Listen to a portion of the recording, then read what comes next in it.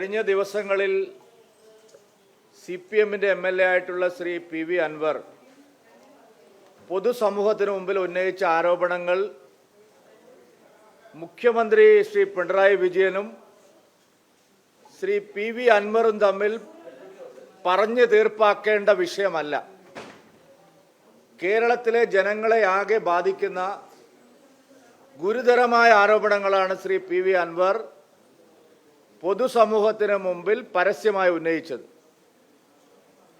സംസ്ഥാന മുഖ്യമന്ത്രിയോ പാർട്ടി നേതാക്കളോ മാത്രം ആലോചിച്ച് ഒത്തുതീർപ്പാക്കേണ്ട ഒരു വിഷയവുമല്ല അദ്ദേഹം പരസ്യമായി ഉന്നയിച്ചത്. അദ്ദേഹം മുഖ്യമന്ത്രിയുടെ ഓഫീസിലെ വിശ്വസ്തരായ രണ്ടുപേരെ കുറിച്ച് അതീവ ഗൗരവതരമായ ആരോപണങ്ങളാണ് ഉന്നയിച്ചത്.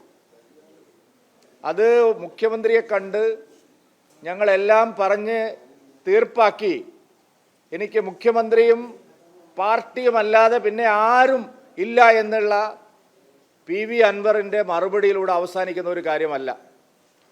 മുഖ്യമന്ത്രി സെക്രട്ടേറിയറ്റിൽ അൻവറിനെ വിളിച്ചു വരുത്തി അടച്ചിട്ട മുറിയിൽ എല്ലാം കോംപ്രമൈസ് ആക്കാനുള്ള വിഷയമല്ല അദ്ദേഹം ഉന്നയിച്ചത്. അദ്ദേഹം ഉന്നയിച്ചത് ഗുരുതരമായ വിഷയങ്ങളാണ്. ഫോൺ ചോർത്തുന്നു, CMന്റെ ഓഫീസിലെ അടക്കം ഫോൺ ചോർത്തുന്നു, മുഖ്യമന്ത്രിമാരുടെ ഫോൺ ചോർത്തുന്നു, കള്ളക്കടത്തിന് കൂട്ടുനിൽക്കുന്നു, സ്വർണം കടത്തുന്നു, മയക്കുമരുന്ന് വ്യാപാരത്തെ സഹായിക്കുന്നു, കൊലപാതകങ്ങൾ ആസൂത്രണം ചെയ്യുന്നു, മാഫിയ സംഘങ്ങളെ തീറ്റിപ്പോറ്റുന്നു. ഇത്തരം ഗൗരവതരമായ ആരോപണങ്ങളാണ് PV അൻവർ മാധ്യമങ്ങളിലൂടെ പരസ്യമായി 3-4 ദിവസം തുടർച്ചയായി ഉന്നയിച്ചത്. എങ്ങനെയാണ് മുഖ്യമന്ത്രി അൻവറിനെ വിളിച്ചു വരുത്തി അത് ഒത്തുതീർപ്പാക്കുന്നത്? എന്തടിസ്ഥാനത്തിലാണ് ഈ ഒത്തുതീർപ്പുണ്ടായിരിക്കുന്നത്? ആരെ സംരക്ഷിക്കാൻ വേണ്ടിയാണ് ഈ ഒത്തുതീർപ്പുണ്ടായിരിക്കുന്നത്? ഇത് കേരള പൊതുസമൂഹത്തിൻ്റെ ആകെ ആവശ്യമാണ്, ഈ രാജ്യത്തിലെ തന്നെ ജനങ്ങളുടെ ആവശ്യമാണ്. കാരണം അവരെല്ലാം കേട്ട് കഴിഞ്ഞതാണ്. ആരോപണം നിസ്സാരക്കാരായിട്ടുള്ള ആൾക്കെതിരെയല്ല ഉന്നയിച്ചിരിക്കുന്നത്. ആരോപണം ഉന്നയിച്ചിരിക്കുന്നത് ക്രമസമാധാന ചുമതലയുള്ള ADGPക്കെതിരെയാണ്, മുഖ്യമന്ത്രിയുടെ ഓഫീസിൻ്റെ ഭാഗമായിട്ടുള്ള പൊളിറ്റിക്കൽ സെക്രട്ടറിക്കെതിരെയാണ്. അതുകൊണ്ട് ഇതങ്ങനെ ഒത്തുതീർപ്പാക്കാൻ കഴിയുന്ന വിഷയമല്ല. ഇത് അൻവറും പിണറായി വിജയനും തമ്മിലുള്ള വ്യക്തിപരമായിട്ടുള്ള ഒത്തുതീർപ്പിൻ്റെ പ്രശ്നമല്ല. CPIM ഒരു ഉത്തരവാദപ്പെട്ട പാർട്ടിയാണെങ്കിൽ അവർ ഈ കാര്യത്തിൽ അടിയന്തരമായി അവരുടെ നിലപാട് വ്യക്തമാക്കണം. CPIMന്റെ കേന്ദ്ര കമ്മിറ്റിയുടെ കണ്ണും കാതും അടഞ്ഞുപോയോ? കേരളത്തിൽ നിന്നും കുറേ ആളുകൾ കേന്ദ്ര കമ്മിറ്റിയിൽ നേതാക്കന്മാർ ഇരിക്കുന്നുണ്ടല്ലോ, പോളിറ്റ് ബ്യൂറോയിൽ. ശ്രീ പ്രകാശ് കാരാട്ട്, വൃന്ദ കാരാട്ട് തുടങ്ങിയിട്ടുള്ള നേരത്തെ സെക്രട്ടറി ആയിരുന്ന പാലക്കാട് മത്സരിച്ച വിജയരാഘവൻ ഉൾപ്പെടെയുള്ള ആളുകളെ എന്തിനു വേണ്ടിയിട്ടാണ് പോളിറ്റ് ബ്യൂറോയിൽ ഇരിക്കുന്നത്? എന്തുകൊണ്ടാണ് അവർക്കൊന്നും ഒരു നിലപാടില്ലാതെ പോയത്? കേരളത്തിൽ ഈ വിഷയം ഗൗരവതരമായ പ്രശ്നമാണെന്ന് പറഞ്ഞത് മറ്റാരുമല്ല, MV ഗോവിന്ദനാണ്. അൻവർ ഉന്നയിച്ച ആരോപണങ്ങൾ അതീവ ഗൗരവതരമാണ് എന്നാണ് ഗോവിന്ദൻ പറഞ്ഞത്. അൻവർ ഉന്നയിച്ച ആരോപണങ്ങളെല്ലാം തന്നെ ഗൗരവതരമാണെന്നാണ് LDFന്റെ പുതിയ കൺവീനർ പറഞ്ഞത്. അങ്ങനെ ഗൗരവതരമായ ആരോപണം എങ്ങനെയാണ് പിണറായി വിജയനും അൻവറും തമ്മിൽ ഒത്തുതീർപ്പാക്കുന്നത്? ഈ കാര്യത്തിൽ CPMന്റെ കേന്ദ്ര നേതാക്കൾ, പോളിറ്റ് ബ്യൂറോയിൽ ഇരിക്കുന്നവർ, മലയാളികളായിരിക്കുന്നവർ, അവർ മൗനം വെടിയണമെന്ന് ഞാൻ ആവശ്യപ്പെടുകയാണ്. നിങ്ങളൊക്കെ ഇത്രയും നിരുത്തരവാദപരമായ എല്ലാ തെറ്റുകൾക്കും കൂട്ടുനിൽക്കുന്നവരായത് എന്തുകൊണ്ടാണ് നിങ്ങൾക്ക് പാർട്ടിയെ തിരുത്താൻ കഴിയാത്തത്? ഇക്കാര്യത്തിൽ ഗൗരവതരമായ അന്വേഷണം പ്രഖ്യാപിക്കാൻ CPMന്റെ കേന്ദ്ര നേതാക്കൾ ആവശ്യപ്പെടണം എന്നുകൂടി ഞാൻ പറയാൻ ആഗ്രഹിക്കാം. CPMന്റെ അന്വേഷണം എന്നതിലുപരി ജുഡീഷ്യൽ അന്വേഷണം അടക്കമുള്ള കാര്യങ്ങൾ BJP ആവശ്യപ്പെടുന്നു. ജുഡീഷ്യൽ അന്വേഷണമല്ല, ഇത് കേന്ദ്ര ഏജൻസികൾക്ക് ഇത് സർക്കാർ കൈമാറണം. കാരണം ഇതിൽ പല പ്രശ്നങ്ങളും ഉണ്ട്. ഫോൺ ചോർത്തി, ഇതെങ്ങനെ അന്വേഷിക്കും? മയക്കുമരുന്ന് കടത്തി, സ്വർണ്ണക്കള്ളക്കടത്തിന് കൂട്ടുനിന്നു. കസ്റ്റംസുകാർ പറയുന്നു കുറേ സ്വർണം വിമാനത്താവളത്ത് പിടിക്കും, കുറേ സ്വർണം പുറത്ത് പിടിക്കും. അന്വേഷണം ഇത് എന്തുകൊണ്ടാണ് ഇങ്ങനെ സംഭവിക്കുന്നത്? അതുകൊണ്ട് ഇത് സർക്കാർ ശരിക്കും പറഞ്ഞാൽ അധികാരത്തിൽ തുടരാൻ ധാർമ്മികതയില്ല. അവർ രാജിവെച്ചിട്ട് ഒരു കേന്ദ്ര ഏജൻസികളെ കൊണ്ട് അന്വേഷിപ്പിക്കാണ് വേണ്ടത്. ഇത്രയും ഈ രാജ്യദ്രോഹപരമായ കാര്യങ്ങൾ, അതായത് ഫോൺ ചോർത്തല്, സ്വർണ്ണക്കടത്ത് തുടങ്ങിയ കാര്യങ്ങളൊക്കെ നടന്നു എന്ന് പൊതുസമൂഹത്തിൽ ഒരു ഉത്തരവാദിത്തപ്പെട്ട ജനപ്രതിനിധി പറഞ്ഞും കേന്ദ്ര ഏജൻസികൾക്ക് നേരിട്ട് മൗനം ഉണ്ടാകും. ഇല്ല, നിങ്ങൾ ഡൽഹിയിലിരിക്കുന്നവർക്കെങ്കിലും മാധ്യമപ്രവർത്തകർ കുറച്ച് ഉത്തരവാദിത്വം ഉണ്ടെന്ന് ഞാൻ വിചാരിക്കുന്നു. കേന്ദ്ര ഏജൻസികൾക്ക് നേരിട്ട് വന്നൊരു കേസ് ഏറ്റെടുക്കാൻ കഴിയില്ല. അത് ഏറ്റെടുക്കണമെങ്കിൽ ഒന്നുകിൽ കോടതി പറയണം, അല്ലെങ്കിൽ സർക്കാർ അതിന് ഉത്തരവിടണം. അല്ല, ഞാൻ പറഞ്ഞല്ലോ ഈ കാര്യത്തിൽ പരിശോധന നടക്കുന്നുണ്ട്. ഈ കാര്യത്തിൽ ആവശ്യമായ പരിശോധനകൾ എല്ലാ തലത്തിലും നടക്കുന്നുണ്ട്. പക്ഷേ അന്വേഷണത്തിന് ഉത്തരവ് കൈമാറാൻ എന്തുകൊണ്ടാണ് മുഖ്യമന്ത്രി ഭയപ്പെടുന്നത്?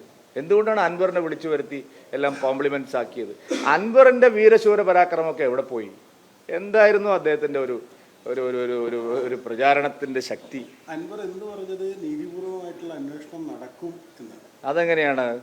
ആരോപണ വിധേയരായവരെ താക്കോൽ സ്ഥാനങ്ങളിലിരുത്തി നീതിപൂർവകമായ അന്വേഷണം നടക്കുമെന്ന് അൻവർ പറയുന്നുണ്ടെങ്കിൽ അൻവർ മറ്റെന്തോ ഉദ്ദേശം സാധിക്കാനായിരുന്നു ഇത് നടത്തിയതെന്ന് വ്യാഖ്യാനിക്കുന്നത്.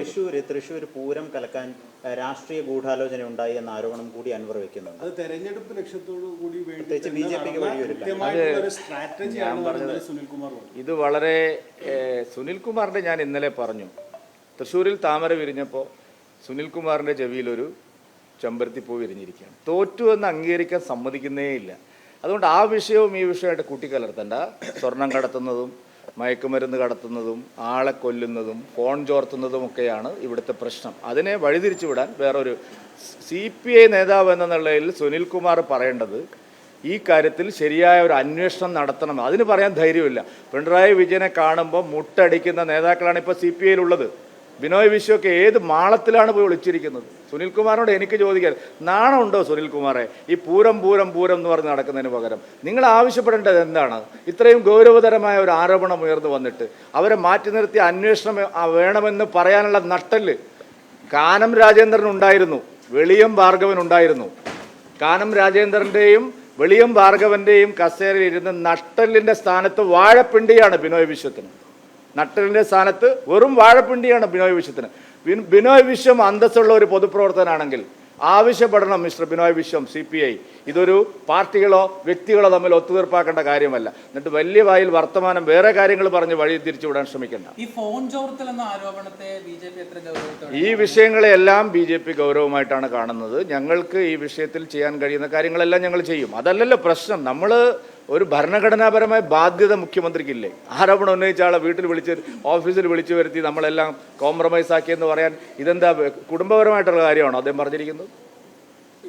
എന്ത് കോംപ്രമൈസ് നടന്നിട്ടുണ്ടെന്നാണ് നിങ്ങൾക്ക് തോന്നുന്നത്? അല്ല, എന്ത് കോംപ്രമൈസ് ആണ് നടന്നതെന്ന് പറയേണ്ടത് അൻവർ തന്നെയല്ലേ? മുഖ്യമന്ത്രി എന്താണ് പറഞ്ഞത്? എന്തുകൊണ്ടാണ് മിണ്ടാതിരിക്കാൻ പറഞ്ഞത്? ഇപ്പോൾ പാർട്ടിയാണ്, ചെങ്കൊടിയാണ്, ലാൽ സലാമാണെന്നൊക്കെ പറയുന്ന ആൾ ഇതിന് പറയുന്നതിന് മുമ്പ് ഓർമ്മ ഉണ്ടായിരുന്നില്ലേ? എന്തുദ്ദേശത്തിലാണ് പറഞ്ഞത്? പറഞ്ഞ കാര്യങ്ങളിൽ എന്താണ് തീർപ്പുണ്ടായിരിക്കുന്നത്? അൻവറിന് പിന്നിൽ ആരെങ്കിലും ഉണ്ട് എന്ന് കരുതുന്നുണ്ടോ? CPM-ൽ തന്നെയുള്ള? അല്ല, അത് നമുക്കെങ്ങനെ അറിയാൻ പറ്റുമെന്ന്?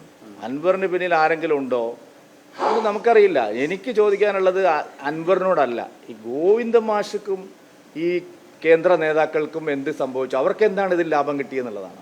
താങ്കളും അജിത് കുമാറുമായിട്ട് നല്ല ബന്ധമാണെന്നും കൂടി PV അൻവർ പറഞ്ഞു. ഞാനാണോ ഇവിടെ ഭരിക്കുന്നത്? കേരളം ഭരിക്കുന്ന മുഖ്യമന്ത്രിയാണോ ഞാൻ? അല്ലെങ്കിൽ ഏതെങ്കിലും മന്ത്രിയാണോ? എന്ത് കാരണത്തിനാണ് അദ്ദേഹം പറഞ്ഞത് ഞാനും അജിത് കുമാറുമായിട്ട് നല്ല ബന്ധമാണെന്ന്? ഞാൻ പറഞ്ഞതുപോലെ ഇത്രയും ശക്തമായിട്ട് ഏത് പ്രതിപക്ഷ നേതാവ് പറഞ്ഞിട്ടുണ്ടോ? അത് പറയുന്നതിന് എന്തെങ്കിലും ഒരു അടിസ്ഥാനം വേണ്ടേ? ഈ അന്വേഷണം സംസ്ഥാന സർക്കാർ കേന്ദ്ര ഏജൻസികൾക്ക് കൈമാറിയില്ല എങ്കിൽ കേന്ദ്രത്തിന് ഇടപെടാൻ വേണ്ടി കഴിയില്ല. നോക്കാം നമുക്ക് എന്തൊക്കെയാണ് നിയമ നടപടികൾ, എന്തൊക്കെ വരും, ആരൊക്കെ കോടതി പോകും, എന്തൊക്കെയാണ് കാര്യങ്ങൾ. അല്ല, ഞാൻ ചോദിക്കട്ടെ, ഗവർണർ ഇടപെടുമ്പോൾ നിങ്ങൾ എന്താണ് പറയുന്നത്? അമിതാധികാര പ്രയോഗമാണ്, കേന്ദ്രത്തിൻ്റെ അനാവശ്യമായ ഇടപെടലാണ് എന്നൊക്കെയല്ലേ നിങ്ങൾ പറയുന്നത്. അതുകൊണ്ട് മുഖ്യമന്ത്രിയുടെ ഉത്തരവാദിത്തം എന്താണ്? അതിൽ നിന്ന് എന്തിനാണ് നിങ്ങൾ അദ്ദേഹത്തെ രക്ഷിക്കാൻ ശ്രമിക്കുന്നത്? ഇത് അദ്ദേഹത്തിൻ്റെ ഉത്തരവാദിത്തമാണ്, സർക്കാരിൻ്റെ ഉത്തരവാദിത്തമാണ്. ഭരണഘടന തൊട്ട് സത്യപ്രതിജ്ഞ ചെയ്ത് സംസ്ഥാനത്തിൻ്റെ മുഖ്യമന്ത്രിയായിരുന്ന ഒരാൾ ആരോപണം ഉന്നയിച്ച ആളെ വീട്ടിൽ വിളിച്ചു വരുത്തി പരിഹരിക്കാനുള്ളതാണ്, പ്രശ്നം പരിഹരിക്കാനുള്ളതാണോ? അതിലേക്ക് വരൂ.